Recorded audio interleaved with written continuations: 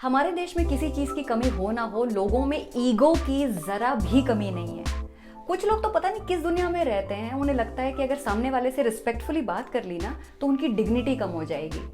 किसी को नौकरी का ईगो, किसी को इंटेलिजेंस का ईगो, किसी को ब्यूटी का ईगो, किसी को जायदाद का ईगो, किसी को फिटनेस का ईगो, और कुछ ना मिले तो धर्म और जाति का ईगो।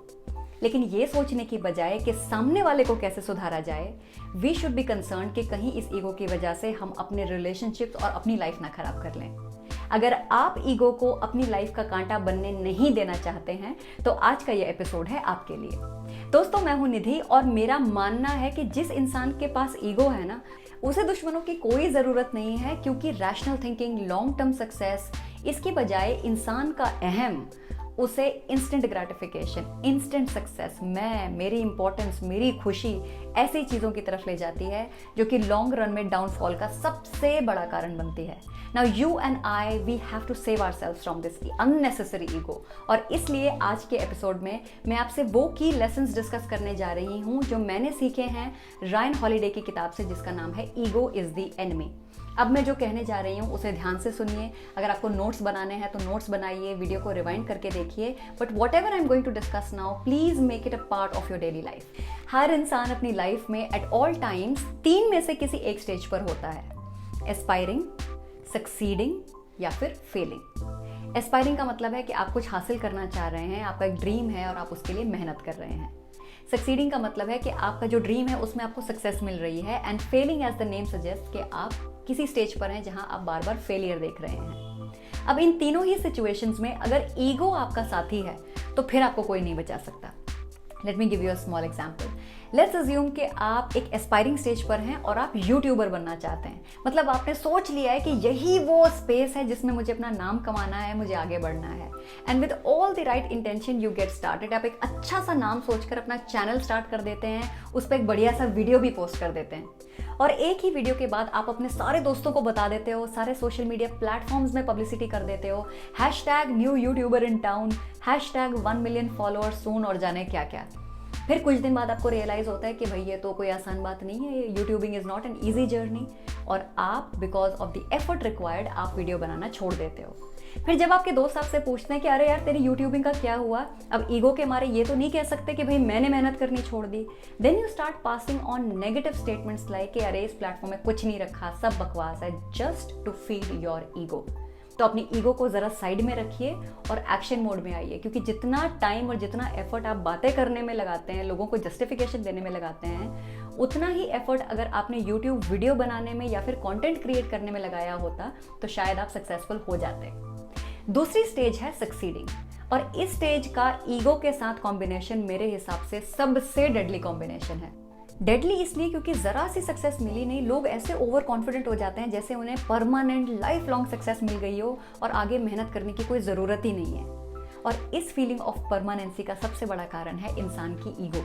ये ईगो ही है जो आपसे कहती है कि आपसे बेहतर कोई नहीं है, आपसे आगे कोई नहीं निकल सकता। लेकिन आपको फैशन मूवी याद है ना, कंगना रनावत का सुपर सक्सेसफुल करियर क्यों बर्बाद हो जाता है? Because of her ego. तो अगर आप सक्सीडिंग स्टेज में हैं, then it becomes even more important to keep a close eye on the ego factor. फिर थर्ड स्टेज है फेलिंग। अमेरिकन अपैरल नाम की एक कंपनी के सीईओ थे डेव शाने। डेव इतने सक्सेसफुल थे कि उनके साथ के लोग सोचते थे एक दिन हम भी डेव जैसे बनेंगे। लेकिन जैसे जैसे डेव का करियर आगे बढ़ा, उन्होंने कुछ इतने इनकरेक्ट फाइनेंशियल डिसीजंस लिए कि उनकी कंपनी को $multi-billion का लॉस हुआ। अब ऐसे लॉस के बाद उनको सीईओ लेवल पर रखना तो पॉसिबल नहीं था, तो बोर्ड ऑफ डायरेक्टर्स ने उन्हें 2 ऑप्शन दिए कि या तो तुम अपने पोजीशन से स्टेप डाउन करो, कंसल्टेटिव रोल में आ जाओ and we will take care of the compensation, और या तो फिर तुम इस पोजीशन से रिजाइन कर दो। लेकिन डेव ने इस बात को इतना पर्सनली ले लिया कि इन दोनों ऑप्शंस को चुनने के बजाय उन्होंने तीसरा रास्ता चुना, which was to fight a legal battle against the company. बहुत सालों तक वो लीगल बैटल चलती रही और दोनों पार्टीज को काफ़ी लॉस हुआ। Company lost a lot of money and Dave died a painful death. तो जो इंसान की ईगो है ना, वो एक ऐसी चीज़ है जो उसे अपनी गलती एक्सेप्ट नहीं करने देती, खासकर तब जबकि हम फेलिंग स्टेज में होते हैं। तो इंसान अपनी गलती छुपाने के लिए कुछ भी करने को तैयार हो जाता है, लेकिन गलती मानता नहीं है। तो ये है ईगो का impact on different stages of life, जिससे हमें बहुत ज़्यादा केयरफुल रहना है। चलो मान लिया कि ईगो इंसान का सबसे बड़ा दुश्मन है, लेकिन अब किया क्या जाए? अगर आपने वाकई ठान ली है कि आपको सक्सेसफुल बनना है, आपको ईगो को हैंडल करना है, तो आपकी लाइफ में 3 टाइप के लोगों का होना बहुत ज़रूरी है। पहले वो जो आपसे बहुत आगे हों, जिन्हें देखकर आप सीख सकें। दूसरे वो जो आपसे कम हों, जिन्हें आप सिखा सकें। और तीसरे वो जो आपके बराबर हों, जो कि आपको कंस्ट्रक्टिवली चैलेंज करते रहें बेटर करने के लिए। ये तीनों ही लोग आपको ईगो हैंडल करने में बहुत मदद करेंगे। कैसे, बताती हूँ। एस्पायरिंग स्टेज में, यानी कि उस स्टेज में जब आप लाइफ में कुछ अचीव करना चाह रहे हैं, आपकी लाइफ में ऐसे लोगों का होना बहुत ज़रूरी है जो आपके बराबर हैं, यानी कि उनके गोल्स आपके जैसे हैं, उनकी एस्पिरेशंस आपके जैसी हैं। क्योंकि ये इंसान जब आपके साथ बात करेगा, वो आपको इतना बिजी रखेगा कि आपको किसी और चीज़ के बारे में सोचने का टाइम ही नहीं मिलेगा। तो अगर आप एक स्टार्टअप शुरू करने जा रहे हैं, then you must have somebody in your life जो कि खुद का बिजनेस शुरू करने के बारे में सोच रहे हैं। क्योंकि जब भी आप दोनों की बात होगी, वो आपको बताएंगे कि आज मैंने कंपनी रजिस्टर कर ली, आज मैंने बैंक अकाउंट खोल लिया, और उनकी बातें सुन के आप भी कंस्ट्रक्टिवली चार्ज होंगे। आप भी सोचेंगे कि यार उसने कर लिया, मैं पीछे रह गया, and then it will bring a positive change in your life. जब आप लाइफ की सक्सीडिंग स्टेज में हो, मतलब एक ऐसा पॉइंट जहां आपने कुछ सक्सेस देख ली हो, आपको उन लोगों के साथ रहना चाहिए जो आपसे बहुत आगे हैं। क्योंकि जब आप उनकी तरफ देखेंगे तो आपको रियलाइज होगा कि अभी तो बहुत लंबा सफर तय करना बाकी है, I have a long way to go. तो ये लोग आपको पॉजिटिवली इंस्पायर करेंगे और ईगो को आपके दिमाग पर हावी नहीं होने देंगे।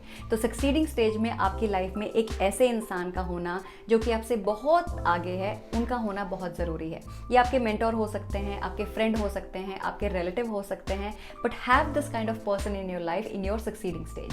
अगर आप अपनी लाइफ की तीसरी स्टेज यानी फेलिंग स्टेज में हो, तो आपका उस इंसान के साथ रहना बहुत ज़रूरी है जो आपसे भी ज़्यादा स्ट्रगलिंग फेज में है। इससे first of all you will understand how blessed you are, और सेकेंडली जो ईगो में आकर हम दुनिया भर को ब्लेम करते हैं ना अपने फेलियर के लिए, वो नहीं होगा। तो अगर आप स्ट्रगलिंग फेज में हैं, फेलिंग फेज में हैं, उस इंसान के साथ रहिए जो आपसे भी ज़्यादा दिक्कत फेस कर रहा है। कोशिश कीजिए उन्हें सिखाने की, क्योंकि सीखने का सबसे बेहतर तरीका है सिखाना। When you teach them, हो सकता है आपको रियलाइज हो जाए कि आपने कहाँ कहाँ गलती की जिसे आपको सुधारना चाहिए। ईगो से रिलेटेड किसी भी फीडबैक को कभी भी लाइटली नहीं लेना चाहिए। अगर आपके फैमिली मेंबर्स, आपके फ्रेंड्स आपको बार बार बता रहे हैं कि आपका बिहेवियर ईगो की तरफ जा रहा है, तो उनसे नाराज मत होइए। एक न्यूट्रल दिमाग से उनके फीडबैक के बारे में सोचिए, और अगर आपको उसमें कुछ मेरिट लगे तो करेक्टिव एक्शन ज़रूर लीजिए। तो दोस्तों, आज के लिए बस इतना ही। अगर आपको ये सारा ज्ञान याद ना भी रहे तो सिर्फ इतनी सी बात याद रखिए कि अगर सक्सेस आपकी मंजिल है तो ईगो आपका कंपेनियन नहीं हो सकता। तो अब हमारी मुलाकात होगी अगले हफ्ते। तब तक अपने जिंदगी में सही लोगों का चुनाव कीजिए और सपने देखना बिल्कुल मत छोड़िए।